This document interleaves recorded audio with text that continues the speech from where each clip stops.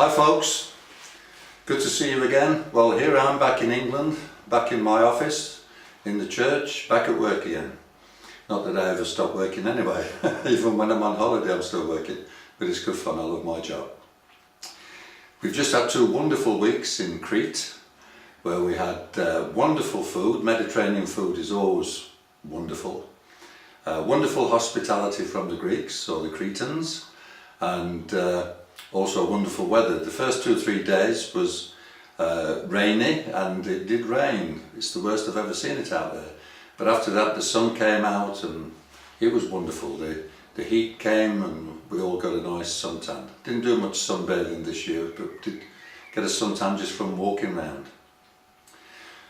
As a gregarious kind of a person, I got to talk with a lot of people and met a lot of various nationalities over there. Some Australians, some from the United States, some from South America, Venezuela and Mexico, and also many Europeans. And inevitably we got talking about politics. It always seems to happen when I'm around for some reason, not too sure why.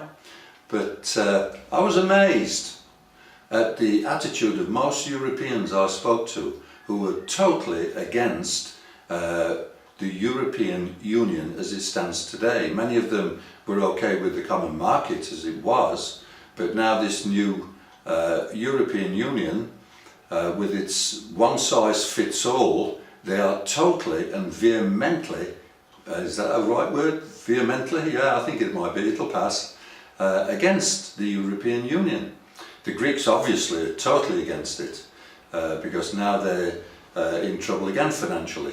The Spanish just don't like it, and the Portuguese are against it, simply because one size does not suit them. We all know that one size can't fit all people. We don't all wear the same size shoes, the same size trousers or skirts or dresses or hats. One size just doesn't fit all, and economically one size does not fit all. And so most of the people I spoke to were vehemently against what's going off at the moment, and it spoke to my heart, because my heart is, let's get out quick. And some of the conversations I had confirmed, time to get out folks, time to get out. Whilst we were in Crete, apart from meeting Americans, Australians and other European people, I had the very great pleasure of meeting 3 Israeli families. 2 of those families I spent some time speaking with. The third one I didn't really have a lot to do with. He seemed a very quiet man, though a very nice man. But one gentleman was called Ishak, which I believe is Isaac in our language. And Ishak and I spent some time talking together, and he said to me, "John, why does everybody seem to hate us? Why is the whole world against us?" And I said to him, "Ishak, don't you realise that this is a spiritual problem?" And he looked at me, and I said, "You see, Ishak, the God of Israel gave this land to Abraham, Isaac and Jacob, and you are the descendants of Abraham, and the God of Israel has given this land to you. The devil doesn't like this, and he's trying to take it back. And all those who follow the devil, the nations following the devil, are trying to take the land off you. But listen to me, Ishak," I said, "they cannot succeed, because you have the God of Israel fighting for you." Do you know, this guy looked at me, and you could see the emotion in his eyes, and he just nodded his head like this. And I thought that was a wonderful conversation for me, having the opportunity to witness to Israelis about the promises. And Barak, on one occasion we were talking, and I can't remember, he said something to me, he was complaining about what is happening with the attitude of the United States, Obama, and the United Nations in trying to get them to go back to their 1967 borders, and he was complaining about this. And I said, "Barak, listen to me.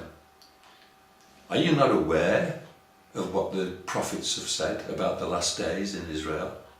Do you not read or study the prophets? I said, let me tell you what one of your prophets has said, the prophet Zechariah. I said, bearing in mind he is your prophet.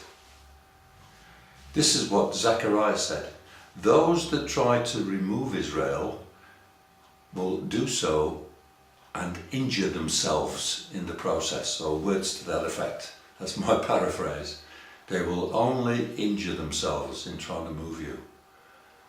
And he looked at me, and I suddenly realised that this guy doesn't understand the prophets, he doesn't read the prophets. And I had this awesome feeling inside of me.